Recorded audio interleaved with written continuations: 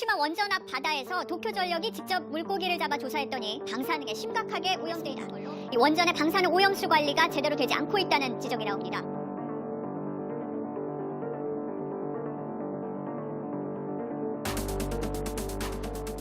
조만간 우리 식탁에 후쿠시마산 수산물이 올라올 것으로 보인다. 대통령실이 아무리 부인해도 윤석열의 행보는 곧 후쿠시마산 수산물이 수입될 것을 예고하고 있다.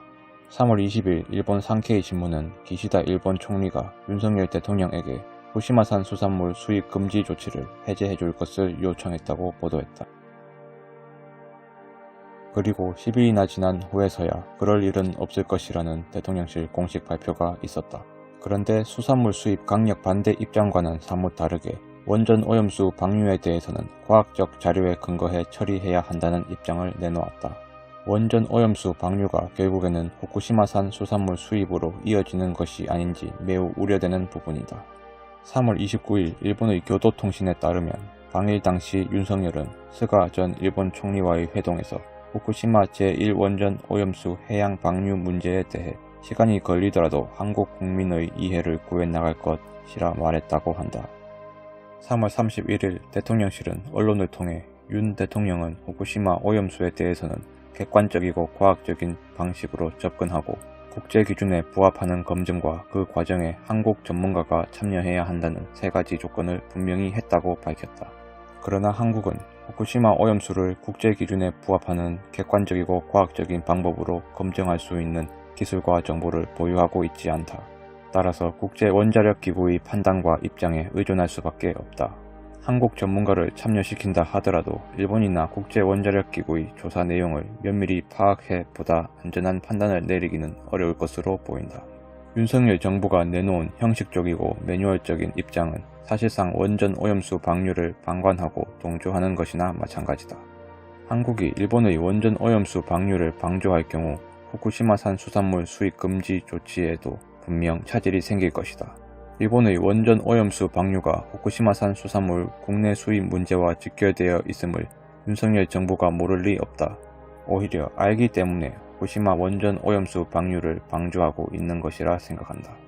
일본 정부는 지난 2015년 한국 정부의 후쿠시마산 수산물 수입 금지 조치가 부당하다며 세계무역기구에 소송을 걸었다. 이후 2018년 1심 판결에서 한국이 일본에 패소했지만 2019년 2심 최종 판결에서는 한국의 수입 금지 조치가 타당하다는 판결이 난 바 있다. 국제무역은 자유무역이며 명분 없이 특정 국가의 물품을 수입 금지 조치할 수 없다. 2심 최종 판결에서 인정된 한국의 논거는 일본과 한국의 해양 환경은 다르다는 것이었다. 오염수 유출 사고로 인해 일본의 해양 환경이 위험해졌기 때문에 수입 금지 조치가 필요하다는 주장이 받아들여진 것이다. 그런데 한국이 일본의 오염수 방류를 방조하고 그 오염수가 우리 해양에 섞이게 되는 것을 문제 삼지 않는다면 해당 주장은 더 이상 설득력이 없어지고 후쿠시마산 수산물 수입을 거부할 명분이 사라지게 되는 것이다. 그리고 한국의 수입 규제는 WTO 협정에 따른 잠정적 조치일 뿐이다. 그렇기 때문에 빠른 시일 내에 해당 사안을 면밀히 분석하고 준비해 항구적 조치로 전환시켜야 한다. 하지만 한국은 후쿠시마 인근 해역 오염 관련 연구도 자료 수집도 분석도 미흡한 실정이다. 그래서 일본과 밀접한 관계가 있는 국제원자력기구의 자료를 바탕으로 WTO에 항구적인 조치를 요구할지 여부를 결정해야 하는 상황이다. 국제원자력기구는 이미 일본의 원전 오염수 방류 지지 성명을 발표한 바 있고 원자력 옹호론자들이 주류를 이루고 있다. 또 후쿠시마 원전 사고 발생 시기인 2011년부터 2019년까지 국제원자력기구 사무총장은 일본인 유키야 아마노였다. 국제원자력기구의 분담금 순위를 살펴보면 미국이 1위 25%, 일본이 3위 7.7%이다. 한국은 겨우 2.4%로 9위이다. 국제원자력기구가 어느 쪽의 손을 들어줄지는 너무 자명하다. 상황이 이런데도 윤석열 정부는 과학적 자료에 근거해 처리하겠다고 한다. 이는 일본과 국제원자력기구의 자료에 의존하겠다는 것과 마찬가지다. 표면적으로는 후쿠시마산 수산물이 국내에 들어올 일은 없다고 얘기하면서 속내는 원전 오염수 방류 방조를 기점으로 후쿠시마산 수산물 수입 금지 조치 해제로까지 이어지게 내버려 두려는 표리부동한 윤석열 정부의 수작으로 볼 수 있다. 윤석열과 정부 관계자들의 인식도 문제다. 20일 산케이 신문 보도가 있던 날 대통령실 핵심 관계자는 용산 대통령실 브리핑에서 광우병 선동을 예로 들며 다음과 같이 말했다.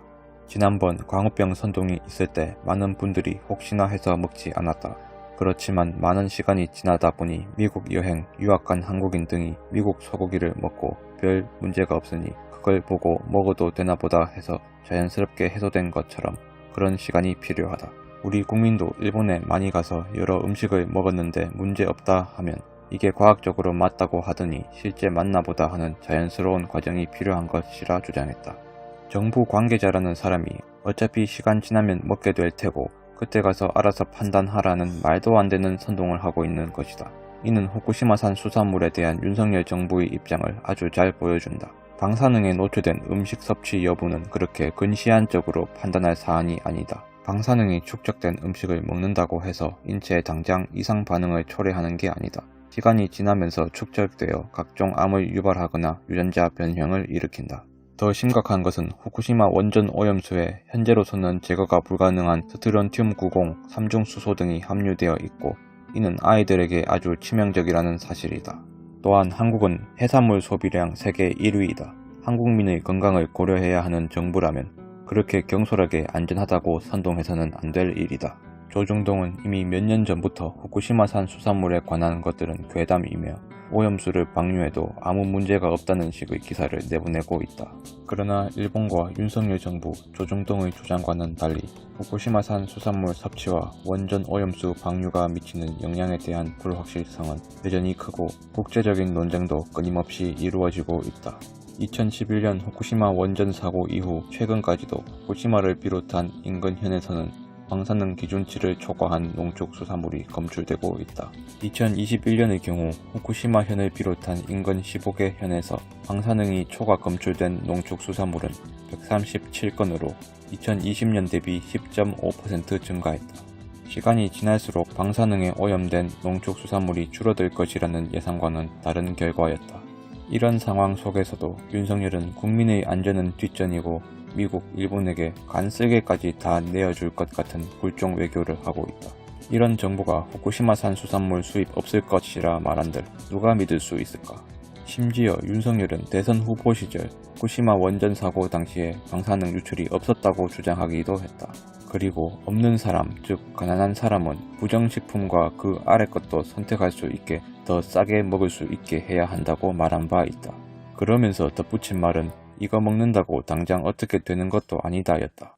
이런 윤석열의 기막힌 행보로 보아 머지않아 후쿠시마산 수산물이 수입되어 저렴한 가격에 유통될 것이고 우리는 학교에서, 군대에서, 식당에서 알지도 못한 채 후쿠시마산 수산물을 먹고 있을지도 모른다.